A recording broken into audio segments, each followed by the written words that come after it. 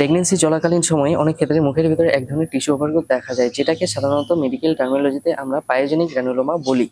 সাধারণ মানুষেরা অনেকেই এটাকে ক্যান্সার ভেবে আতঙ্কিত হয়ে পড়েন। আসলে এটা কিন্তু কোনো ক্যান্সার নয়, এটা নন ক্যান্সারাস বিনাইন টিস্যু ওভারগ্রোথ, যেটাকে এক কথায় বলা হয় প্রেগনেন্সি টিউমার। এই প্রেগনেন্সি টিউমার সাধারণত প্রেগনেন্সির সেকেন্ড এবং থার্ড ট্রাইমেস্টার অর্থাৎ ওই 4 থেকে 9 মাসের সময়সীমার মধ্যে অ্যাপিয়ার করে এবং আফটার ডেলিভারি এটা কিন্তু ডিসঅ্যাপিয়ার হয়ে যায়। এই প্রেগনেন্সি টিউমারের মেইন যে রিজন আছে সেটা কিন্তু প্রেগনেন্সি চলাকালীন সময়ে ঠিকঠাকভাবে ওরাল হাইজিন মেনটেন না করা।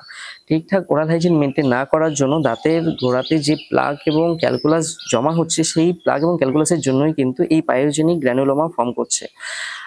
যদিও এটা কোনো ক্যান্সার নয়, কিন্তু এটা অনেক সময় প্রেগনেন্সিতে অনেক কমপ্লিকেশন নিয়ে আসে।